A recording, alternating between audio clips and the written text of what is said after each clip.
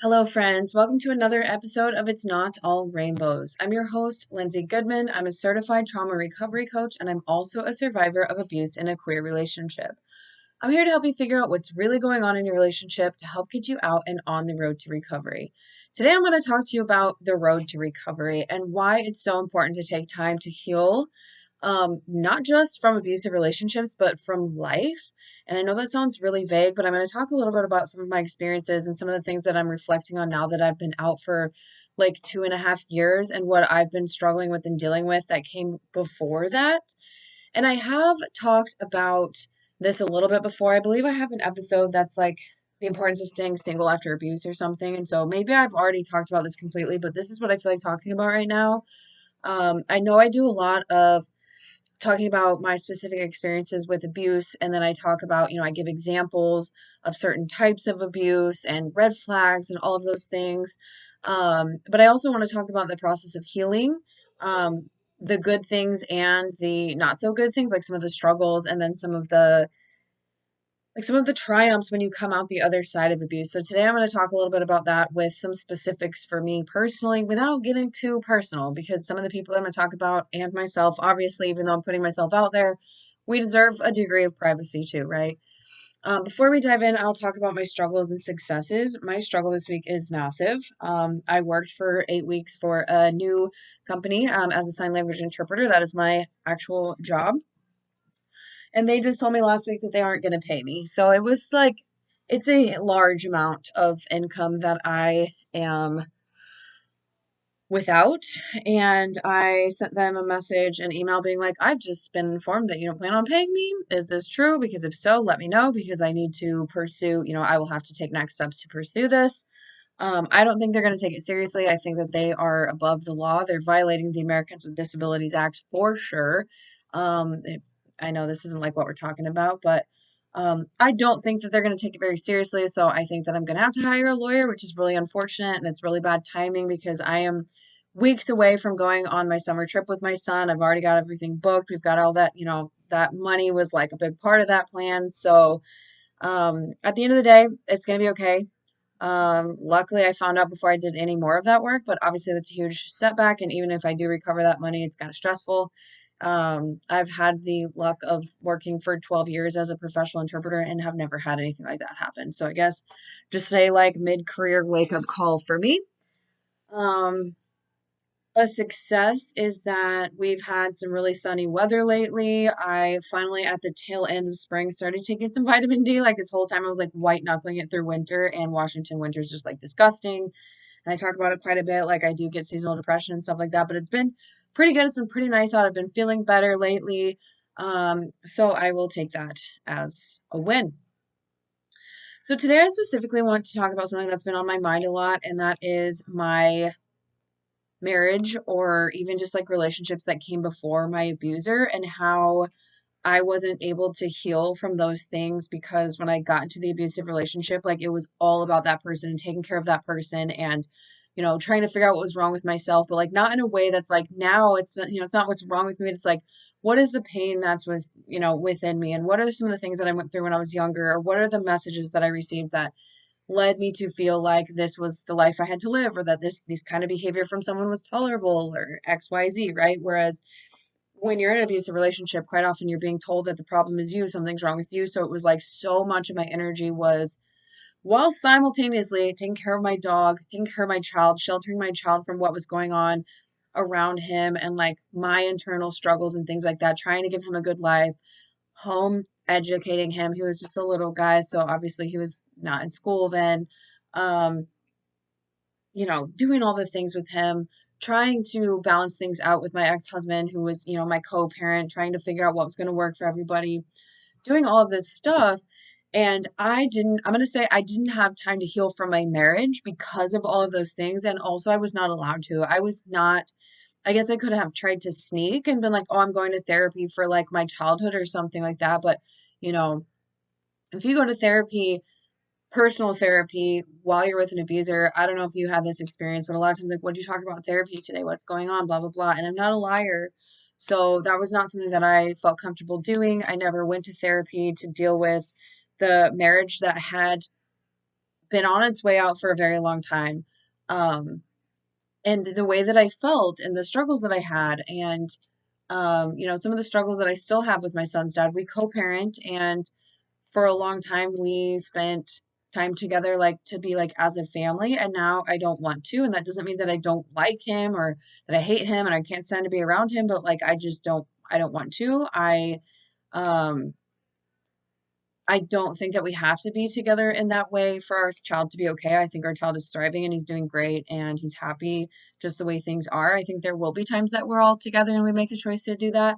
But there have been some really big shifts in our relationship, and most of that has been coming from me because I have been sort of pulling back from the dynamic that we had for a long time, which wasn't like, oh, I'm confused. Like, are we dating? Are we not? We've had years. We don't have like intimacy boundaries issues or anything like that, but it's just like, oh, we're a family, but we're all both living our own lives, but we need to spend X amount of time, like whatever. So, anyway, I don't want to get too much into that specifically, but I never had a chance to heal from that. So, sometimes I'm going to give a little bit of an example. Um, Last weekend or 2 weekends ago, I don't know, I was at my son's house. I was passing through, took the dog to get her hair cut, and I stopped by to like pick some more stuff up. I have a lot of stuff in his garage still, which really nice that he doesn't like try to push that stuff out on me. He just like, yeah, get it when you can, clear it out. Spring, summer would be nice. So whenever I get a chance, I go over there, take a carload, drop it off for donation and whatnot. And I saw my dog who passed away. I saw her blanket in the trash, and I couldn't get rid of it. It was just in his garage, so like fair game. But I just started crying. And when he saw me crying, he moved away from me. He like moved to the other side of the yard, and then I started crying even more because I felt so invisible. And it was almost like I had this flashback to when we had been married, and I just didn't feel seen. I didn't feel heard. I didn't feel loved.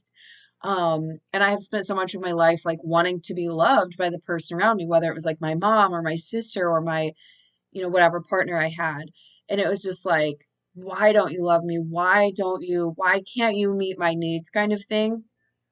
And, at the time I was just like crying. I was like, I'm gonna go. Like, I think it's time for me to head out. And it was fine. And my son asked a couple questions like, Mommy's sad. I'm just thinking about Lucy. I miss Lucy. Sometimes we cry or whatever. And then I was like, okay, bye. And he ended up texting me later and he was like, I'm sorry the blanket made you sad. He's not a super like emotional, um, open kind of person like that. So it makes sense why it made him uncomfortable. And just to clarify, it's not that I was like, you should come for me, you should hug me, like I'm weeping in the corner, like drop every it wasn't that. There was no expectation and no moment that I was like, you don't love me or anything like that. It was just like kind of like that, oh yeah, we just did not have that connection and I didn't feel good when I was with you. And now I'm at a place where I um I comfort myself and I'm aware of my own feelings and I don't expect anyone else to love me or take care of me or anything like that. And that's not in a way that I'm like, oh, I'm so closed off. I don't need anyone. I don't want anyone around me. But it's like if there's someone in my life who does those things for me, wonderful. And if there's someone in my life who doesn't, I'm not going to be around them because it's not my job to like prove that I'm worthy or prove that I'm lovable or anything like that. However, you know, that moment, and I have a lot of moments like that when I'm in that town or at his house, like in the spaces where I lived before my abuser even came along, and remembering that, yeah, it wasn't an abusive marriage, but it wasn't a good marriage for me. I didn't enjoy it. I wasn't happy.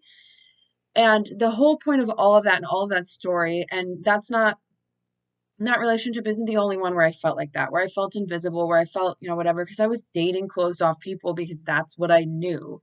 And surely I was very closed off too. Um, but even though it seemed like I wasn't, because I was the one like seeking connection, like, hey, can we hang out? Hey, can we like whatever? Hey, can we talk about this? I still think that I was very closed off. And a closed off person is a safe bet when you're a closed off person and you're trying to protect yourself, right? So, all of that to say that I'm having to deal with that now. I'm having to deal with those feelings now. And while the other day, I'm in a place where I have the awareness of that, or if we have a conversation, like, the other day he asked me if he was like, hey, do you want to like take our son to a movie? And like, this is where I get to the part where I'm like, well, if I say no, then I'm being rude and I'm the problem. And I'm like, not, you know, delivering on that whole, like, we're still a family, it's just in our own way, like, we're co-parents, and like sometimes we can be together. And if you're listening to this and you're like, you're just crazy, everyone's different. And if you are co-parents and you choose to hang out sometime, do it. If you're co-parents and you don't ever want to be around each other, but you respect each other enough to, like, do all that stuff, do it. There's no right or wrong. The problem is that I just felt like that if I didn't hang out to a certain degree, then like I was the problem. But really, right now, I need to take time for myself, and I need to have my own hobbies, and I need to like let my son be with his dad and things like that. And like I said, there will come a time that we are going to hang out. But I just was like, no, I don't feel like it. And I think that a big part of that is that um I'm doing so much growth right now. Again, like, not anything to do with my abuser, like where I'm at in my healing.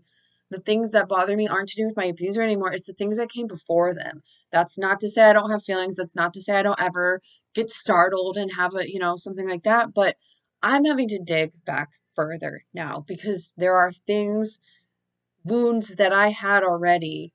And I'm not saying my ex-husband is the reason why that happened. My whole life, right? Your whole life. There are wounds that are, to me, it's kind of like a domino effect. And all those dominoes topple. There's an abusive person who's ready to swoop in because you're vulnerable and um you're looking for someone to love you, and then you're back in that cycle, right? So I think that it's so important to to work on ourselves and to heal. And this is going to sound so dumb because you're like, I know that. People are always saying, let's go to therapy, let's do this, let's do that. If you're a single person right now, maybe you have never been abused, but you've like seen my content, or there was something about this podcast and you just wanted to listen to it. And I know it can be really hard. We don't have a lot of time, especially if we live in the US. I know there's other places like this too. We're just such a busy society. We don't give ourselves time. There's not a lot of support.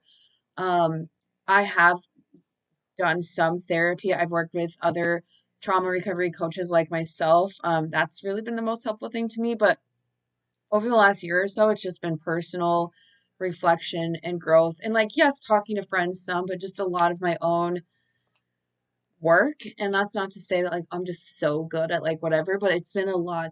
It's been a journey of paying attention to my feelings and paying attention to my thoughts and paying attention to like why I still feel a certain way about something like that. And so I'm having to take that time now to heal what I didn't take time to heal before. And I want to sit here and be like, I'm sure a lot of you have done that and are feeling what I'm feeling now. And if you haven't, like, let me be the example of what not to do, because it sucks to be looking at someone who you haven't been with for like 5 years and you're like, I still have some healing to do. And you still kind of bug me. It's not you. It's the past. It's the things that happened. It's the way that I felt back then. It's the things that came before you. But it's just like, I don't really want to be hanging out with you right now. And it's really hard to explain that too. Like, I can say, and I will say, like, oh no, I have some plans, or I need to take care of myself this weekend, or I'm not feeling up for that right now, or whatever. And he'll just be like, okay, got it. Like, it's not like he's gonna pressure me, be like, no, you have to come because we have to, like, whatever. He totally gets it, but I haven't, and I don't know if I could be like, I'm still healing from you, from us. This, the thing about it is, like, I think because it wasn't an abusive relationship, and because, it's harder for me to understand like why he is the way he is versus an abusive person. I'm like, oh, I totally understand why you're like this. Like, my brain can understand the abuse and all that stuff versus with someone who's not abusive. I'm like, why was that the way that it went? And so it's a lot hard, and he's still in my life versus my abuser who's not. So it's like, work through it, go through it, whatever. But if it's your parent, if it's your sibling, if it's a friend you've had issues with, but you're working, you still want to kind of be in each other's lives, or something like that, it can be a lot harder to heal from those things because that person's still in your life. So it's just so important to take that time. And one of the things that I wanted to say was that, like, when I left my marriage, obviously I've been so open with this. It was not a good time for me to date. I've said this so many times. If someone is looking to date you when you're still in a relationship or when you first leave, that's a red flag. Run the heck away from that person. That is a red carnival of flags. Um, but I've taken 2.5 years and I feel emotionally available from the abuse. I still have some work to do about and it's not just my ex-husband, I'm using that as an example, but there's a relationship that I had to work through like the thoughts of like why I behaved that way and stuff that was 10 years ago because I just ran from it. I was like, well, I'm leaving this behind. Bye. Sorry if you're sad, but like because I was emotionally unavailable and I was like seeking out like the next thing in life that was going to be the good thing or whatever. I was bored. I was bored in that happy, healthy, good relationship. And so now I have to look back and be like, forgive yourself. You hurt somebody. You hurt yourself. Um, I remember thinking like the person who came after that relationship was like, this is my karma because I did that, right? There's a lot of things that we have to go back and think about and we don't. And some people are going to be like, you know what, that was 10 years ago, that was 5 years ago, I don't need that or whatever, but it's a part of you and it's inside you. And I don't believe that. I think that like we can't fix everything. I don't believe we're ever fully healed, which can be really daunting, but I don't want to carry this anymore. I don't want to carry some of these things anymore. I don't want to bring it into any relationship. I don't want to have weird feelings about like, he's not my person. I don't believe in having a person either. I'm just saying, like, he's not the person that I'm like trying with. He's not, he's not someone that I have to like be crazy about and love everything about, but he's definitely someone who I want to have a certain level of like, he's my kid's dad. He didn't make, he gave me the thing that I needed to make the human who I would do anything for in the entire world, right? And if your kid's other parent is abusive, I'm sorry. I know it's really hard because you're like, I don't have that option. I can't even like that person even if I tried because they did all this horrible stuff. But, you know, in order to get into another relationship, in order to feel ready to be open to someone else, this kind of stuff, like, again, you can heal in relationship. You can heal and learn while you're with someone. You can go to therapy or do whatever it is while you're with someone. But at least I think being able to do some of the work on your own before you even get there is so important. So I just wanted to share that because, I talk so much about abuse and what it looks like and why and how and some of my experiences, sometimes how I recovered from certain things. But the raw truth of it is that when we are healing from abuse, it's not just the abuse we're healing from, it's what came before that. And again, it's not about sitting here blaming. Like, I don't think it will help me at all to be like, well, I got into that bad relationship because the bar was so low with you, or because my mom, whatever, or my dad, or my sis, whatever. There's, for me, some of y'all can absolutely point fingers. There are some people you've been through something that you're like, no, 100%. But for me, it's just like, it doesn't help to point fingers in that sense, but it's pinpointing the pressure points and starting to release those pressure points that don't need to be there anymore. So I hope this helps. I know it was just a lot of blah. Maybe you just felt like I was coming at you with like my own therapy, but I hope it was relatable. I hope maybe there were some things in there that you were like, because it took me like, again, it took me like 10 years to be like, I have to I have some feelings about that relationship that I left 12 years ago, and that sucks. It's not strong, it's not ruining my life, but it's like there's something in there that if I really face it versus being like, okay, I see you, but like whatever, but if I really face it, it's like, yeah, that caused you a lot of pain, and that sucks. That's a sad, bad, yucky thing that you went through and you pretended like you didn't. So, because that's what we're taught to do, to be honest. So, I I know this is a little different from what I usually talk about, but if this is something that resonated with you, or if you have questions about like what I'm feeling now, again, I'm not going to give too many specifics. I'm not going to talk about my ex-husband like I talk about the person who abused me for 2.5 years. Like, I'm not going to I'll give some examples, but you know what I'm saying? Like, I don't want to sit here and have like this conversation about whatever, but if you are like, can we talk more about this? Please reach out to me. Let me know. Let me know if this resonated with you because I think that there's so much more we can talk about when it comes to healing from abuse and healing from trauma and emotional neglect and all that stuff that we don't get to talk about because there's only so much time in the day. It can feel really overwhelming when you're like, no, I really got to heal from this. And there's all these dominoes in place. What? But little by little, and I think the more that we allow ourselves to talk about it and think about it and hold space for this kind of thing, then the more that we can heal collectively. So that's where I'm at with this one.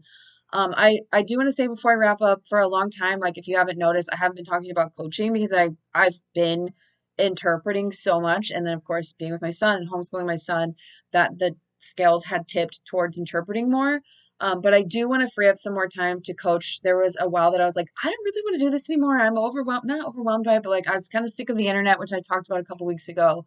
But someone signed up for coaching this week, and I was so excited, and I am looking forward to coaching again. And so I wanted to put that out there. If you're thinking about coaching, if you're thinking about working with me, you don't have to be gay. Although I do love to work with my queers because I think that there's just not enough out there specifically for us.